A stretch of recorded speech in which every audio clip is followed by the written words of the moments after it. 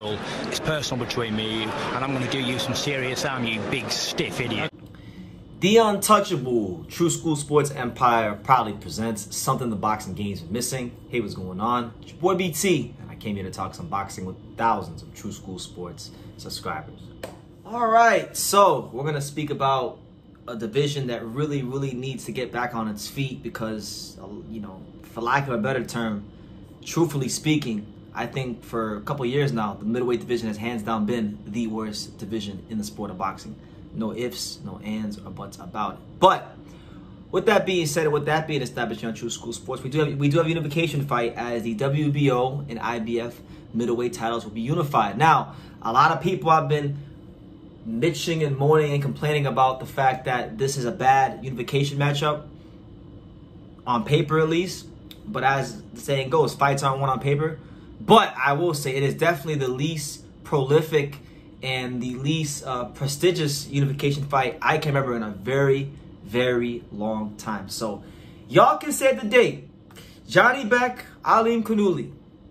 Janibek, the supposed boogeyman of the division. Janibek will be trying to unify the division as he takes on German fighter and the newly crowned IBF champion, Vincenzo Gualtieri. I'm not even trying to say his name, but Vincenzo Gualtieri. That's his name.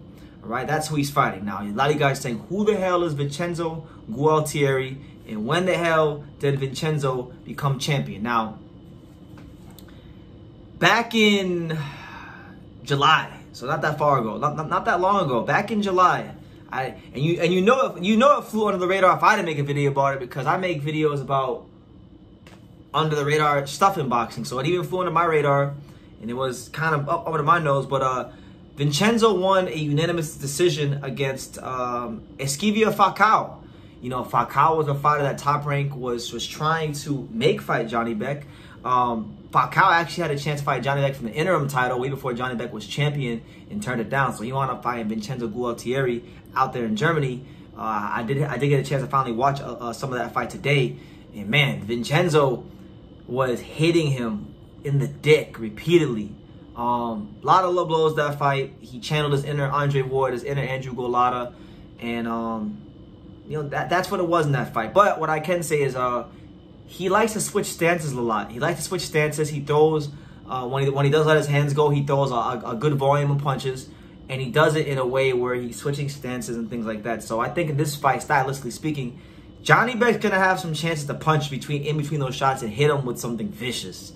So I'm looking very forward to seeing if what Janibek comes with Buddy McGill, what kind of game plan they come with. And as far as Vincenzo, fighting Falcao is one thing. Falcao is a good, you know, solid middleweight, you know, but that man right there behind me, Janibek, Kazakh style, different type of fighter, different type of punching power, different type of thump. If you don't believe me, go ask Quantavious Cash, who I interviewed here, one of his sparring partners who sparred the who's who of the guys at 168 and 160. He'll tell you all about Janibek. Janibek can really crack.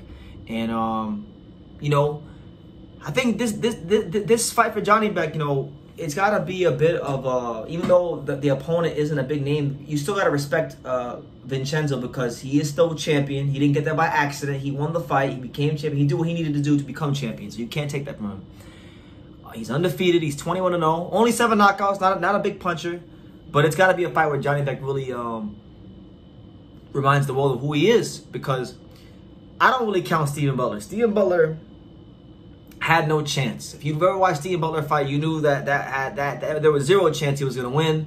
You know, I remember back in the day when the Canadian newspapers were calling Steven Butler the Sidney Crosby of boxing. It's the Sidney Crosby of boxing. He was not, okay?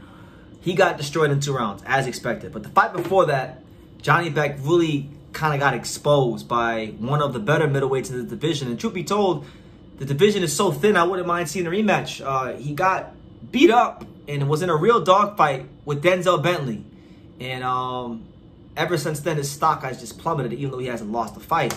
So he needs to go and he needs to deliver a statement performance against, let's be real, an unknown champion that nobody even knew was champion until this fight got signed here in America. That's the truth.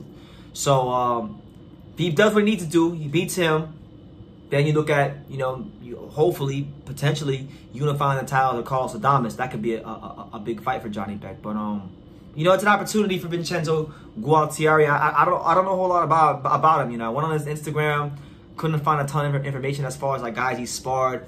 Went on his amateur box rec page, couldn't really see. I didn't really see any names I knew. So he's an unknown commodity, and that could either be a very good thing or be a very bad thing. But you know what? He did beat Falcao, even though, albeit it was in a dirty fashion. To be honest, he was hitting them way down there, way in the family jewels. He was hitting them, but he found a way to get it done. So, you know, I'm not going to take away from his victory. But this will be the ultimate litmus test for him. He's going to fight a guy in Janibek who's got thumped in both hands. High-level fighter, high-level amateur, high-level professional. And listen, if he wins, if he beats Falcao and then beats Janibek back-to-back, then that's going to say a lot about him. But I would definitely say just from a little... I didn't even watch the whole... Yeah, like I was saying before the phone cut out.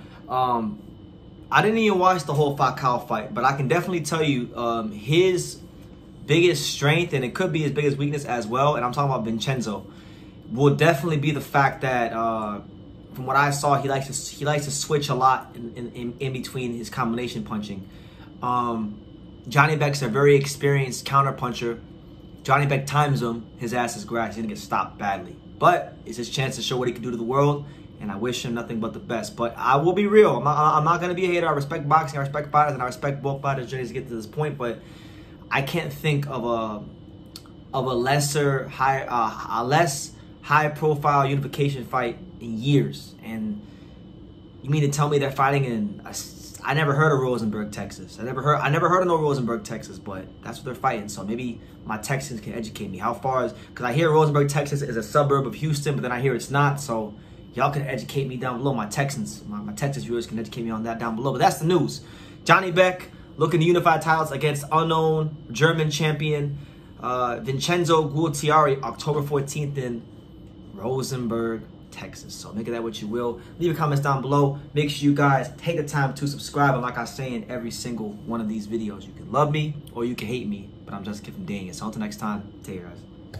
Thank you for watching another video on the untouchable True School Sports Empire. We're here at the Hatanaka Boxing Gym in Nagoya, Japan. And for more great videos just like this one, make sure you guys click right here.